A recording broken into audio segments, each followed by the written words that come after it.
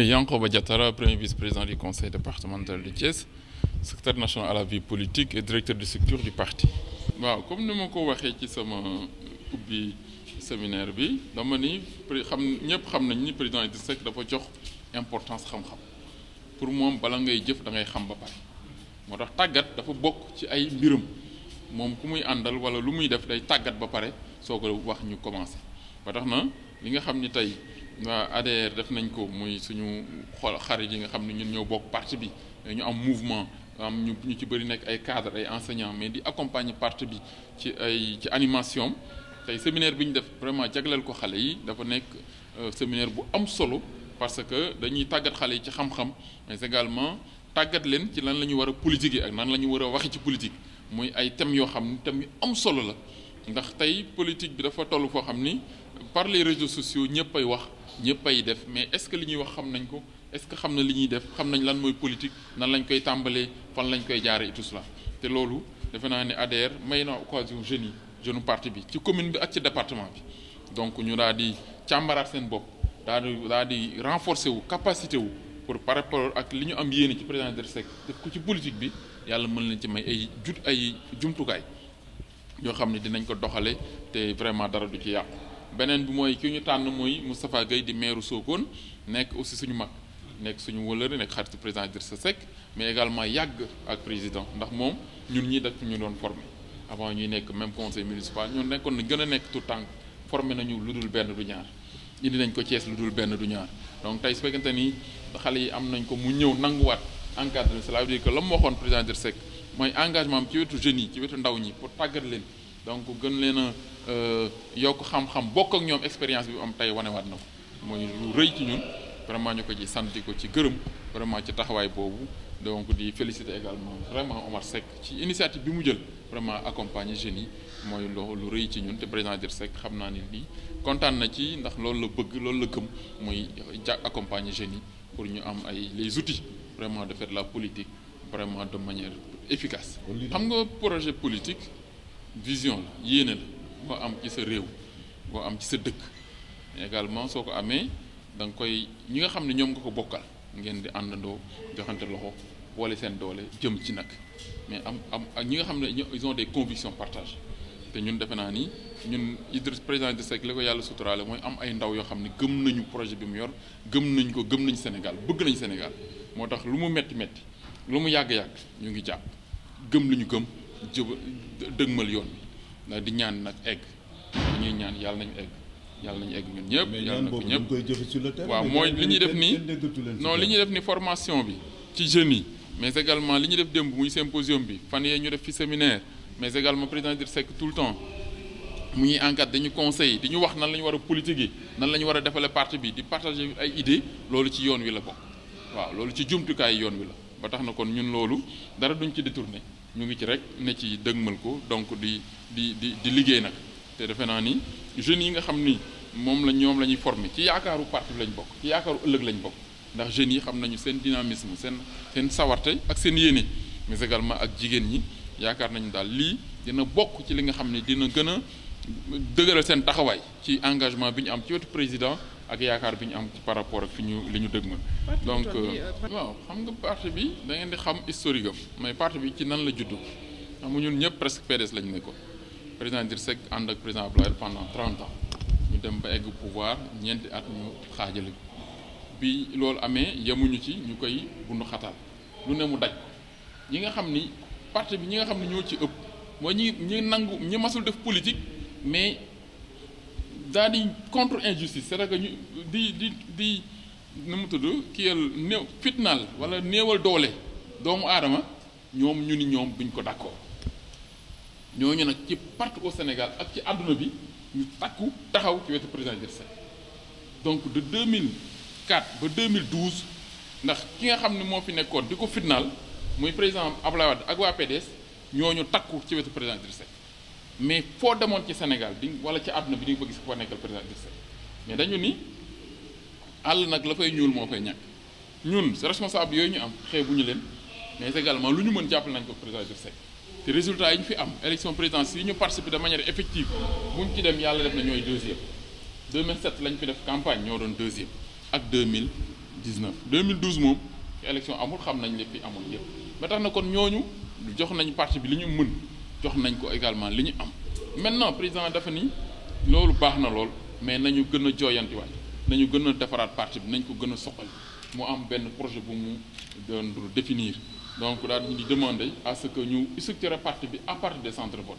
mooy tàmbali ci base bi jëm ci kaw mu ni fépp fu am fu ñuy voter ci Sénégal ak ci bitim réew nañ fa teg équipe boo xam ni moo fay nekkal parti bi mooy directoire politique des centres de vote suñ ko defee noonu suñ paree ci foofu jëm ci commune yi suñ jógee ci commune jëm ci département suñ paree nag jëm bureau politique au niveau national def ko ci biir Sénégal ak ci bitim réew te loolu tàmbali nañ ko defe naa ni loolu bi mu ko waxee ba léegi commencé nañu ci biir Thiès communes yi ville yëpp pare nañu Fandène pare nañ yooyu yëpp dañuy yóbbu commissaire mu installé ak responsable yi centre de vote yi après donc ñëw teg le bureau communal def nañ ko Tassette def nañ ko Fandène Kër Moussa ñu ngi ci donc Notto pare na yooyu yëpp ñu ngi ci pour vous dire simplement mais aussi au niveau national démb rek waa Ziguinchor bi may dem ci symposium bi ñu ngi naan ma installé nañu 8 centres de vote ñu ngi complété pour que bientôt ñu def seen bureau communal noonu également la waa Tamba def partout au Sénégal maintenant président Idrissa Seck bërki dem bi ñuy waxtaan ci mbiru séminaire bi dafa ni ma séminaire bi yëpp baax na macha allah adduna bi yëpp woon nañ ko di ko féliciter mais nañu concentré wu ci région de Dakar ak département de Mbour. waaye moom taxul ma ñëw. non président Idrissa Seck dafa tey da ngeen xam ne ci tàggat formé na ay jeunes yoo xam ne macha allah ci mbiru politique Sénégal amatuñu lu ñuy jàng wala lu ñuy jàng ci kenn bien que ndaw moom ndaw la rek mais macha allah ci politique moom président Idrissa Seck tey na mu doon taxawu président Abdoulaye Wade yaakaar naa ne am nañ doom yoo xam ne tey bon ñu ngi koy commencé di wuutu ndànk-ndànk. te loolu non parce que Dakar mooy ëpp électorat ci Sénégal Dakar 3 700 000 personnes lañ population l'électorat tourne autour de 2 millions Dakar soo fa jógee nga dem département Mbour soo jógee Dakar Mbour mooy ëpp population ci Sénégal à part Diourbel à part Mbacké kon nga xam ni fi électorat bi nekk 50% électorat bi di Dakar ak Mbour kon li ñuy def baax na ci yeneen dëkk yi mais ñaar yooyu moom dama ne woon waa Dakar risque d'être le ventre mou du parti réew mi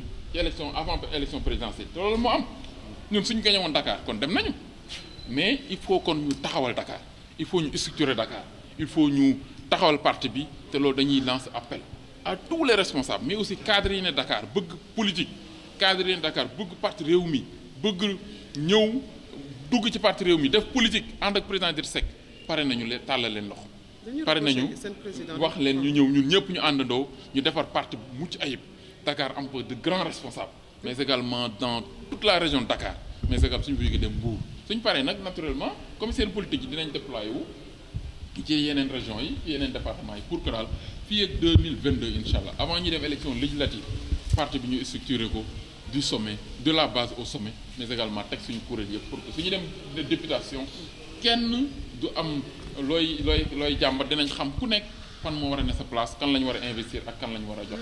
non président da ngeen di xam ni ñun nous sommes en parfaite symbiose même en complicité avec le président Idrissa Seck ñun les responsables nous sommes en contact permanent avec le président Idrissa Seck dañuy waxtaan dañuy gisante dañuy échanger en permanence président Idrissa Seck lu mu waroon a wax rek lu mu waroon a jëf wax na ko jëf na ko ñun ñëpp ànd nañ ceeg moom mais également tey mën naa ni am na ay ñu mu formé ñoo xam ni fu mu war a nekk wan mën nañ ko fa wut thématique yi ñuy wax muy thème bu sénégalais yi di jooy tey président Idrissa Seck waxoon na ko yëkkati woon na ko waxoon na ci solution du ma sax wax présidentielle yi avant lépp waxoon na ko pare muy électricité bi ñuy wax muy kii bi nu mu tudd pétrole bi gaz bi lépp wax na ko ñun nag ñoo ko war a partager ak sénégalais yi ñun nag ñoo war a rappeler sénégalais yi démb symposium bi ñu def wax bi ñu def ci affaire électricité bi ni ñu ko yokk ak éco bi mais wax nañu argument yi Macky Sall joxe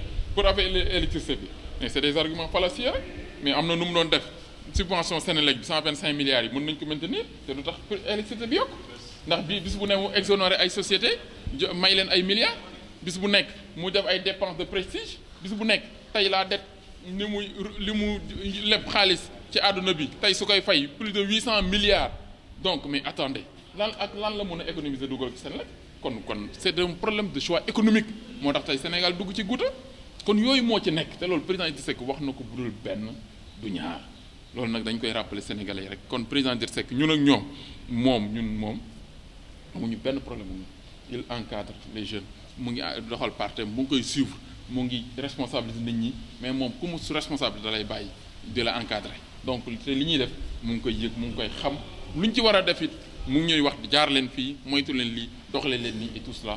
yàlla sutura Macky Sall bi ñuy ruumandaat loo siy wax parce que yow quand même ma jege nga ko lool. xam nga nit ñi Sénégal ne dañuy bëgg di nettali jëndu jàmbur te ñoom moo tax man ni ñi ko wax nañ ko assumer mais ñun dañuy réaffirmer rek suñu ancrage dans l'opposition moom la ñu nekk moom la ñu liggéey moom la ñu xam. ku leen tàllal loxo ak seen xam-xam pour jëmale Sénégal kanam ci gouvernement bu ñu yaatal pare ngeen. waaw mais xam nga waaw mais dafa leen daal ñun pour le moment nous sommes dans l'opposition nous réaffirmons notre ancrage dans l'opposition nous travaillons avec les forces vives de l'opposition pour créer une alternative crédible dañu bëgg ñun ci opposition bi lañ nekk ñu ngi liggéey ak force opposition bi pour créer benn alternative crédible boo xam ne moom la ñuy wax teg Sénégal yi par rapport ak li nga xam ne Macky Sall la nga ko fiy wane mais ñun projet yi dama ne Idrissa Seck yàgg na wax ni moom su sañoon tey projet Sénégalais yi coono ñu nekkee tey Macky Sall résoudre ko tout de suite ndax bëggul bàyyi ba mu jot nguur gi fekk nit ñi loof sonn muy kii kon ñun dañu koy ñaanal mu réussir mais ñun ci opposition lañ nekk ñoom la ñu àndal di defar suñu force boo xam ni mooy nekk alternative bu régime mu Macky Sall bi nga xam ne pour ñun échoué na te ñun defe naa ni Idrissa Seck li mu wane comme projet comme vision comme ni mu bëgg Sénégal moo mën a jëmale Sénégal ci kanam te loolu sénégalais yi jàpp nañ ni am nañ yaakaar googu te mais également xam nañ ni fi ñu jëm ëllëg incha allah soreetul pour ñu teg réew mi ci loxoom incha allah. Oumar Seck man militant réew mi la ak ñi ñu àndal ñun ñëpp ay militant réew mi lañu.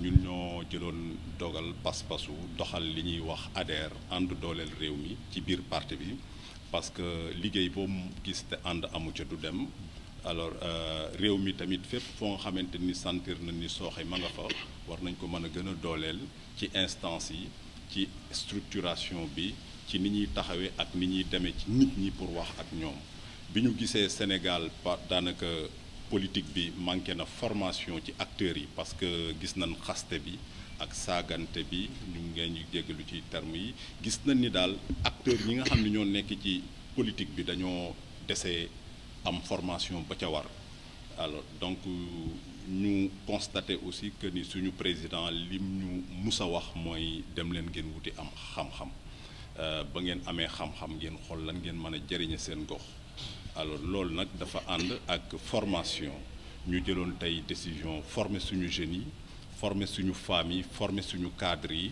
ci ñaari ba ñetti ponk de formation muy leadership maanaam yow sa gox bi nga dëkk na ngay def ba taxaw fa doon fa kilifa nit ñi respecté la nga mën a wax ak ñoom convaincre leen wax boobu tamit nga war a wax ak ñoom dafa am noo ko war a doxale muy communication politique bi ak dynamique de groupe wax naa ko ci sama njëlbeen yu wax nit mënuñu def dara lu jàkk fekk ànd amul donc coach bi ñuy wax Moustapha Guèye muy maire de Sokone et puis doon un cadre de renommée internationale àdduna ñëpp xam ko moom lañ indi tey mu war leen a defal formation boobu ci loolu la nekk dañ fi yendu tey incha allahu rabi ba ngoon gi tamit ñi ngi xaar autorités yi les 3 maires des différentes communes d'arrondissement ñu ñëw ñoom seen trajectoire politique dinañ ko présenter xale yi comme ça waxtaan ci ak ñoom ñu gën leen a ñaax gën leen a dolli pas-pas pour que incha allahu rabi fii ak 2024 ñu gën a préparer wu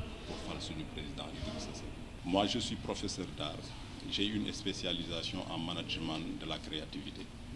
Vous savez, le président Idrissa Seck accorde beaucoup d'importance à la formation. C'est pourquoi il a créé un secrétariat national de la formation et un directeur de l'école du parti. Donc, pour dire simplement l'importance qu'accorde le président Idrissa Seck à la formation et à la capacitation. Donc, de ce point de vue-là, je pense que le Rewmi fait de la formation donc une priorité. C'est pourquoi il faut se réjouir donc de l'initiative prise par notre ami et collègue Oumar Seck donc d'initier cette session de formation pour les jeunes du parti donc aujourd'hui dans la ville de Thiès et le département. Donc Omar est un partenaire du parti, c'est un militant engagé. Il a créé aujourd'hui un mouvement donc, qui est en train donc, de relancer les activités, redynamiser le parti donc, dans la zone nord, mais également dans la ville de Thiès, mais également en prenant des initiatives pareilles. Il participe vraiment de manière concrète donc, à la vision du président Idrissa Seck de former, de renforcer les capacités, surtout de nos jeunes. Moi, j'ai eu à bénéficier donc, de la même session de formation, il y a de cela une vingtaine d'années, donc avec d'autres jeunes comme les Bassirou Bokoum et autres, et avec le même coach. Pour dire simplement que Moustapha Gueye, aujourd'hui le maire de Sokone, qui est désigné pour animer cette formation, est une personne de référence. Donc de ce point de vue-là, je félicite vraiment Omar, mais j'encourage les jeunes à prendre d'autres initiatives donc pour que des formations régulières, plus régulières, puissent être organisées au bénéfice des jeunes, aussi bien du département que vraiment de la ville de Thiès. Parce qu'il faut d'abord, avant de parler, avant de faire, il faut savoir. D'abord, savoir quoi? La politique, c'est quoi? C'est quoi le leadership? Parce qu'aujourd'hui, avec les réseaux sociaux, nous constatons que beaucoup de jeunes, par les réseaux, pensent qu'ils ont déjà une expérience politique, pensent déjà qu'ils sont des responsables, qu'ils sont des leaders. Ça peut quand même jouer des tours. Donc, or, il y a des fondamentaux qu'il faut maîtriser, des fondamentaux qu'il faut, connaître. Donc avant de s'engager. Donc de ce point de vue-là, je pense que cette session de formation vraiment est d'une grande importance pour nous. Oui, c'est pourquoi d'ailleurs, pour pallier à cela, c'est pourquoi le président Idrissa Seck a créé l'école du parti Réumi. Et l'école du parti aussi est en train de prendre des dispositions pour assurer des sessions de formation. Il y a certaines qui se font. Donc aujourd'hui, nos jeunes leaders participent régulièrement à des sessions de formation au niveau même mondial. Nous participons régulièrement à des sessions de formation en Afrique et aussi à l'étranger. Donc l'international libéral nous appuie, nous accompagne. Les fondations, donc Neumann et Ebert, convient régulièrement nos jeunes à des sessions de formation. Nous avons également des leaders femmes qui ont été récemment sélectionnés par la fondation Ebert et Neumann pour des sessions au niveau international.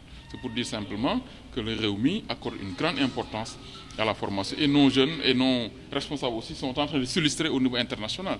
Donc vraiment, il y a des sessions qui se font. Peut-être on ne communique pas assez sur ces activités, mais vraiment les cadres du parti, donc les leaders femmes et jeunes participent de manière régulière vraiment à ces sessions au niveau international. Non, vous savez, pour nous la démocratie, c'est la contradiction. Et le leader politique, la politique également, demande ce débat contradictoire. On ne considère pas cela comme des attaques, mais comme un débat. Les attaques, pour nous, c'est les attaques crypto-personnelles. Or, les gens nous attaquent sur quoi? Sur notre approche, sur notre démarche. Notre démarche est basée sur la cohérence. Notre démarche est basée sur une vision, une orientation claire et une démarche que nous assumons. Aujourd'hui, le Réumi est le premier parti de l'opposition sénégalaise. Elle l'incarne par ses actes, par ses activités, par le leadership de son leader, mais également par le déploiement et la représentation du parti au niveau national. De ce point de vue-là, nous n'avons de leçons à recevoir de personne, mais également nous ne développons aucun complexe vis-à-vis de qui que ce soit. Sur les thématiques d'aujourd'hui, que ce soit la hausse du prix de l'électricité, sur l'éco, sur tout ce qui se fait, la gestion des ressources naturelles, mais la position de Réumi a été très claire. Je pense sur la hausse du prix de l'électricité, mais revoyez, écoutez le discours du président Idrissa Seck pendant la campagne, même avant, c'est d'actualité. Donc nous avons toutes les thématiques qui ont été abordées par le Réumi. Par rapport à, à l'éco, mais ce sont plus ou moins les recommandations du président Idrissa Seck qui ont été reprises par les chefs d'État. Parce qu'il avait dénoncé la présence de la France dans les instances de gouvernance donc de la gestion du franc CFA. Et aujourd'hui, avec l'éco, ils ont annoncé que la France se retire de toutes les instances de gouvernance. Maintenant, le reste, sur la parité, c'est des questions économiques. On laisse les économies, donc les économistes y réfléchir. Mais le plus important, c'est travailler à avoir l'unité au niveau de la CEDEAO. Parce qu'aujourd'hui, je pense qu'il y a une scission qui s'annonce. Il faut quand même que les intellectuels, les mouvements citoyens, les leaders politiques africains travaillent à ce que l'unité au sein de la CEDEAO soit maintenue pour qu'on réussisse à avoir une monnaie unique pour toute l'Afrique. Président Sall et président Seck, ils se parlent? Ça, je ne saurais le dire. Donc nous sommes dans l'opposition et nous l'assumons pleinement. Maintenant, par rapport aux rumeurs qui sont plus ou moins développée par certains, ils n'ont qu'à assumer leur position.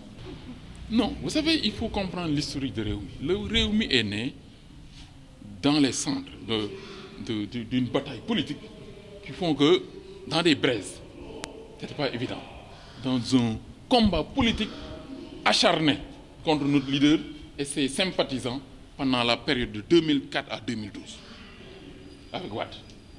Et on était persécutés. Donc, de ce point de vue-là, c'est quoi? C'était les plus téméraires, les plus volontaristes, les plus dynamiques, engagés qui étaient là, qui ont fait le sacrifice jusqu'en 2012. Après le départ de Wade, on a dit, OK, commençons à nous structurer. Commençons à travailler, à structurer le parti, donc de la base au sommet. Et c'est pourquoi nous avions démarré la vente des cartes et tout cela. Commencer l'installation des secteurs, des cellules, donc des directoires de centres de vote et tout cela. Nous avons une couverture nationale, mais nous n'avons pas encore réussi ce travail de structuration comme l'a souhaité le président Idrissa Seck. C'est pourquoi, tout dernièrement, il m'a confié la direction des structures. Donc, avec la vie politique, nous sommes en train de travailler. Donc, par d'abord la formation des responsables, le partage de la vision du président, de ses orientations pour la structuration du parti. Je pense que le séminaire des 27 et 28 donc, ont été un moment fort de communication, de partage des orientations du président, adoptées par l'ensemble des responsables. Et sa mise en œuvre avait même démarré à Thiès, vous vous rappelez, un commissaire qui a installé, donc qui a fait la vente des cartes, installé les secteurs. Et les responsables aussi du parti ont plus ou moins mis en œuvre cette orientation du président. Dans tous les centres de vote de Thiès, si vous aurez un directoire de politique de centre de vote qui a pour mission de structurer le parti autour du centre de vote, mais également de travailler à gagner le centre de vote. C'est pourquoi, nous, à Thiès, la victoire n'est pas compliquée, parce que nous avons des responsables de base très engagés, très dynamiques. L'autre aspect, c'est le département. Au niveau du département de Thiès également, nous avons déployé les commissaires qui ont commencé à installer et structurer le parti. Nous avons terminé Fandé, nous avons terminé Tasset, nous avons terminé Kermoussé est en cours. Donc les 3 communes de la ville sont bouclées. Pour dire simplement que c'est un travail, c'est un processus, on l'a démarré. Au niveau national également, nous avons commencé à déployer les commissaires. Tout dernièrement, le président, après d'avoir fait le compte rendu du séminaire, m'a dit concentre-toi sur les 54 communes de la région de Dakar et le département de Mbour. Nous allons donc lancer un appel à sélectionner les commissaires politiques pour la région de Dakar et le département de Mbour, pour qu'ensemble nous puissions, en l'espace peut-être de 6 mois, boucler la région de Dakar. Parce que Dakar est le ventre mou du parti Rewmi. Nous sommes conscients que nous avons le potentiel, mais nous ne l'avons pas structuré. De ce point de vue-là, pour dire simplement que nous avons pris vraiment maintenant l'engagement de structurer le parti. Et avec les responsables, vous verrez qu'Inch'Allah, avant les élections législatives de 2022, nous aurons un parti structuré donc de la base au sommet. Même la diaspora. Aujourd'hui, l'Allemagne est là. Ils étaient là. Il y a 8 pays qui avaient préparé au séminaire. Beaucoup de gens sont rentrés, mais aussi ils sont repartis avec les orientations du président pour que dans chaque ville, en Europe, aux États-Unis, où on vote, qu'on puisse avoir un bureau politique. Non, nous sommes dans l'opposition, nous réaffirmons notre ancrage dans l'opposition et nous l'assumons. Ça, vraiment, ce n'est pas à l'ordre du jour. Je n'ai pas compris. Vous ne pouvez pas nous dire les urnes de manière démocratique. On est sorti numéro 2. On sent plus le numéro 2 de l'opposition que le numéro 1 de l'opposition. Non, il n'y a pas de numéro 1 et le numéro 2 de l'opposition. Le leader de l'opposition, c'est le parti Rewmi. Autrement dit, c'est Ousmane Sonko qui est dans le cœur des Sénégalais. Non, on ne le voit plus. Écoutez. Non, écoutez. Celui qui est dans le cœur des Sénégalais, c'est celui que les Sénégalais ont choisi à l'occasion de la consultation démocratique la plus répandue, la plus connue, donc qui est aussi la dernière élection connue, démocratique, universelle. C'est la dernière présidentielle. Et ça ne fait même pas encore un an.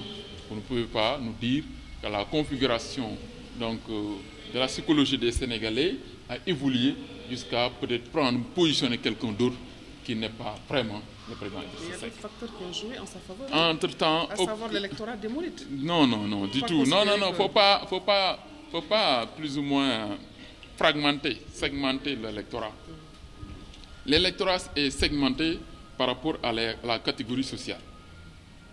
Les jeunes, les femmes, mais le confessionnel n'est pas un critère. Ce qu'il faut dire, c'est que le Parti Rewmi, par son expérience, par son parcours, par le charisme de son leader, par sa structuration, aujourd'hui est le premier parti politique de l'opposition.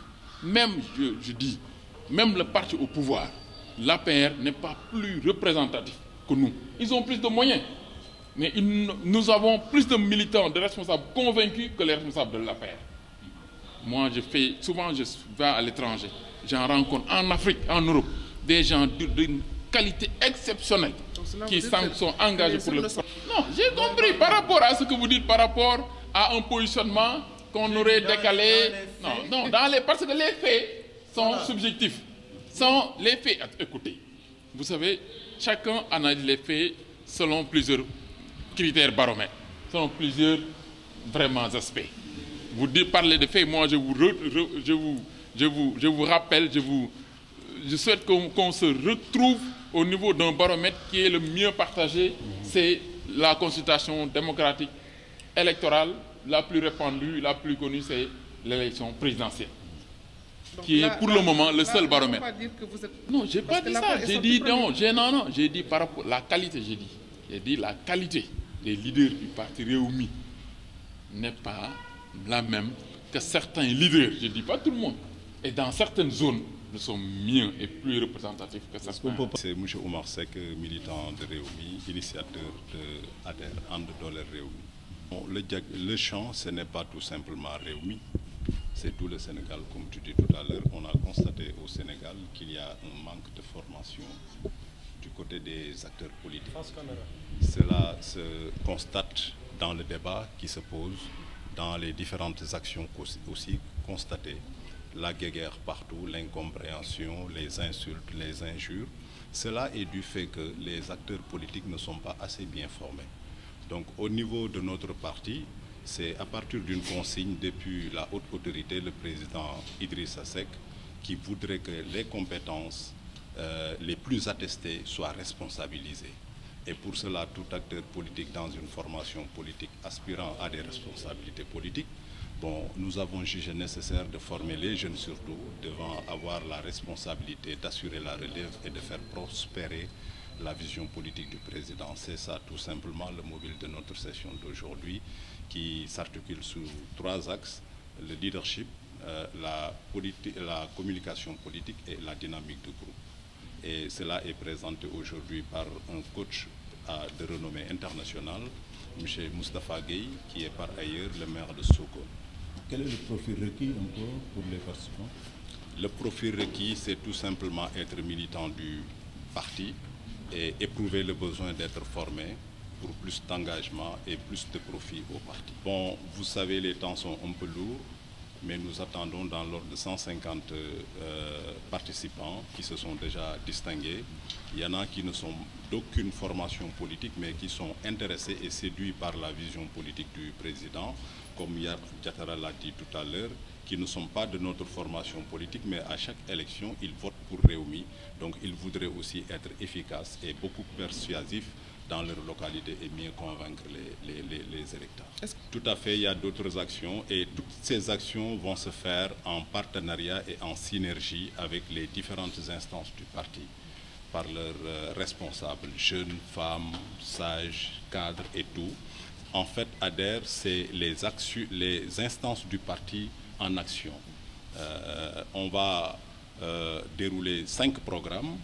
Le plus important pour nous, c'est sur les traces du président de la République, du président Idrissa Seck, parce qu'on a constaté justement qu'il est un peu incompris, parce que là, en 2004, ceux-là qui avaient 5 ans sont devenus maintenant majeurs et ils sont aptes à voter. Ceux-là ne connaissent pas véritablement la trajectoire politique du président Idrissa Seck, qui a été beaucoup impliqué dans des campagnes de diabolisation propagande, complot et tout ça. Et je pense qu'à notre niveau, notre objectif central serait de casser toutes ces incompréhensions-là et de montrer la véritable face de notre leader, qui est un Sénégalais bon teint, plein de compétences et de convictions, qui peut beaucoup apporter à notre nation. Et notre volonté aujourd'hui est de le porter à la magistrature suprême. On va le faire, Inch'Allah, en 2024.